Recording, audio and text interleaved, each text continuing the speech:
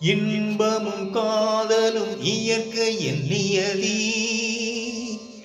ஏற்ற தாழ்வுகள் மனிதனின் ஜாதி. பாரில் இயற்கை படைத்தது எல்லாம் பாவி மனிதன் பிரித்து வைத்தானே. ஓ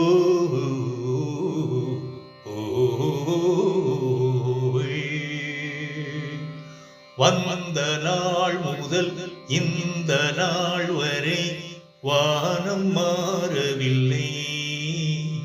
வான்மதியும் நீரும் கடல் காற்றும் மலரும் மண்ணும் பொதிகை சோலையும் எதுவும் மாறவில்லை. மனிதன் மாறிவிட்டார், மதத்தில் ஏறிவிட்டார்.